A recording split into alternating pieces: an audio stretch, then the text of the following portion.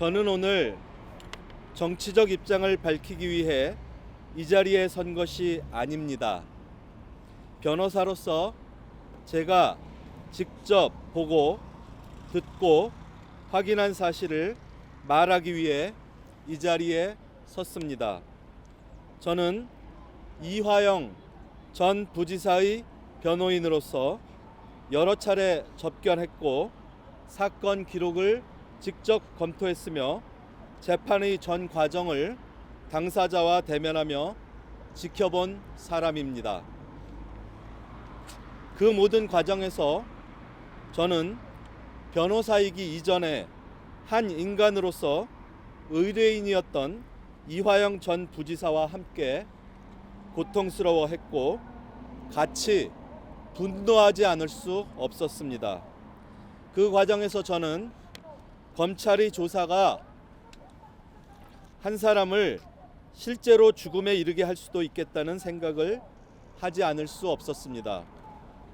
첫째, 검찰은 이화영 전 부지사에게 그가 핵심 멤버로 활동했던 동북아 평화경제협회를 문제 삼으며 그의 정치적 스승이었던 이해찬 전 국무총리 그리고 해당 재단에 후원금을 냈던 장영태 씨까지 수사를 확대해 감옥에 보낼 수 있다는 식으로 압박했습니다. 이는 단순한 참고 차원의 언급이 아니라 이화영 전 부지사를 주변에서부터 갉아먹어 심리적으로 무너뜨리기 위한 교활한 수법이었습니다. 둘째, 검찰은 이화영 전 부지사의 배우자와 아들까지도 구속될 수 있다는 취지의 말을 반복하며 압박했고 측근이던 신명섭 씨를 구속하겠다는 방침을 내비쳤습니다. 이 역시 말뿐이 아니었습니다. 신명섭 씨는 실제로 구속되었고 그 가족과 이 부지사의 가족과 그 지인들마저 위협받는 상황에서 사모님은 극도의 공포에 떨 수밖에 없는 상태에 놓였습니다. 셋째, 검찰은 이화영 전 부지사에게 이미 형성된 진술, 즉 이재명에게 보고했다는 취지의 진술을 유지하면서 그 말에 신빙성을 부여할 구체적인 내용을 추가로 진술한다면 가족과 정치적 동지들에 대한 수사 확대는 하지 않겠고 이화영 본인 역시 형량을 낮춰 최대한 석방까지 가능하도록 하겠다는 노골적인 회유를 시도했습니다. 동시에 당시 진행 중이던 별도의 뇌물 사건과 관련하여 쌍방울 관련자 측이 최초에 했었던 진술, 즉 카드의 실질적 사용자는 문아무개 씨라는 사실에 대해서 검찰이 더 이상 문제 삼지 않겠다는 취지의 언급도 했습니다. 이화영 전 부지사는 이미 잘못 형성된 진술이 자신뿐 아니라 자신이 사랑하는 가족과 동지를 모두 해칠 수 있는 무기로 사용되고 있다는 사실 앞에서 극심한 고통을 호소했습니다. 이화영 전 부지사는 치아가 3개나 빠질 정도로 건강이 악화되었고 자살까지 생각할 만큼 극단적인 심리 상태에 놓여 있었습니다. 저 또한 그 고통을 함께 느끼며 의뢰인이 비극적 상황에 이르지 않게끔 최선을 다했던 변호인이었습니다. 그런데 최근 일부 매체에서는 이화영 전 부지사를 진술 회유한 변호사가 바로 저라는 주장을 하고 있습니다. 저는 이 부분은 명백히 사실이 아니다라고 분명히 말씀드립니다. 문제가 되고 있는 진술은 이미 11차부터 14차까지의 피의자 신문 조서에 작성되어 있었고 저는 이화영 전 부지사의 제15회 검찰 피의자 신문 이전까지 대북 송금 사건 수사에 대응하는 담당 변호인이 아니었습니다. 그리고 진술된 내용도 초기 진술이 있었던 이후에 알게 되었습니다. 담당하지도 않은 변호사가 검찰 조사 과정에서 진술을 회유하거나 설계했다는 주장은 시간적으로도 사실관계상으로도 성립할 수 없습니다.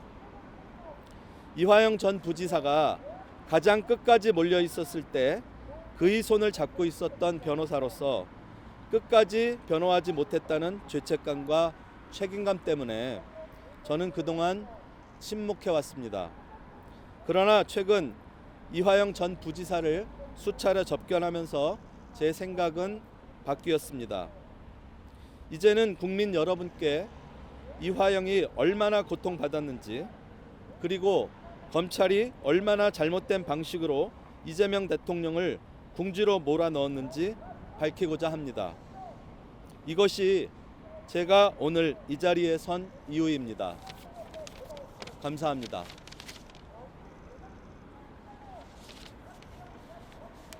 혹시 질문 있으면 몇 가지 받겠습니다.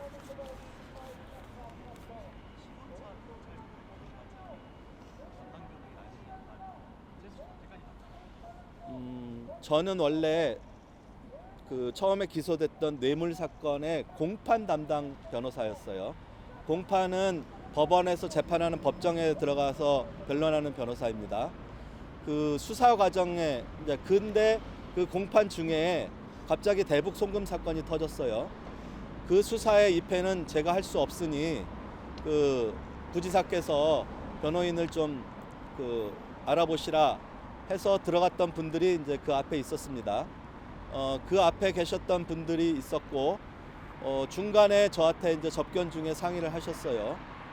이러한 일이 있는데 어떻게 하느냐 해서 이제 11일의 진술이 끝나고 나선가 하여간 그 사이에 저한테 상의를 하셔서 최대한 빨리 구해보시되 안 되면은 저희 법인 쪽에서 입회 변호사를 보내드리겠다라고 해서 저희가 15회부터 들어갔습니다.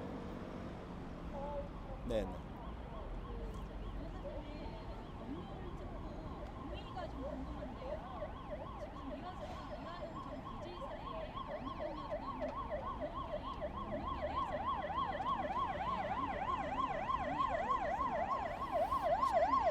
정청래 대표님이 알고 계셨는지 몰랐는지는 저는 모릅니다. 다만 저를 법률특보로 추천하셨던 분은 박지원 의원님이시고요.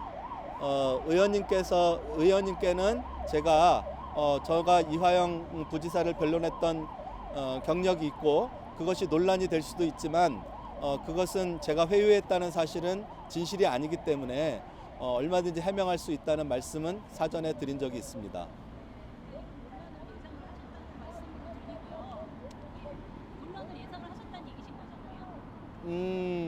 유튜브에 나왔다는 얘기를 들었습니다.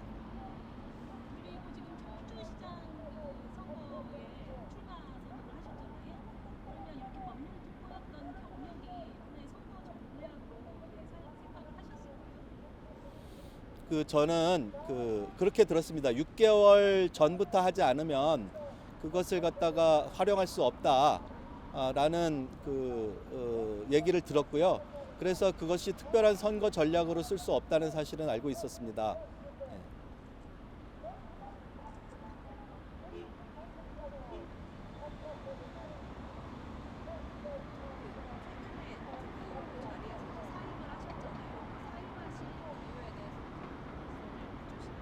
네?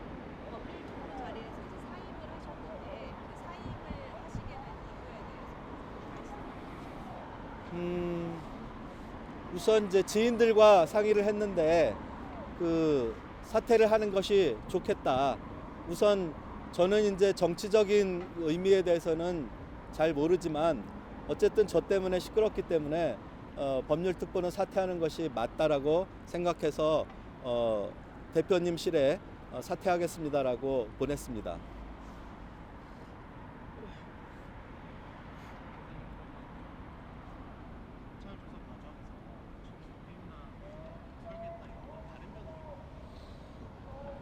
누가 했는지는 모르죠.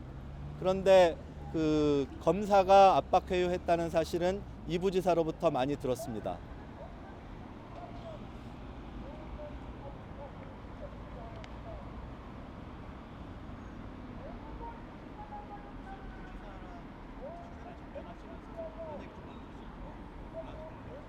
최근에요. 우선 그 제가 최근에 간 것은 이번 주에는 이제 그 인터넷에서 저에 관한 기사가 많이 올라온다는 얘기를 듣고 이부지사님한테 가서 이건 진실이 아닌데 이렇게 나오는 것 같아서 좀 밝혀주십시오라고 얘기를 드린 적이 있고요. 또 하나는 그 이부지사님한테서 직접 그 사실관계를 제가 알고 있는 게 맞는지 어떤 회유와 협박을 받았는지를 다시 한번 확인하고 싶어서였습니다.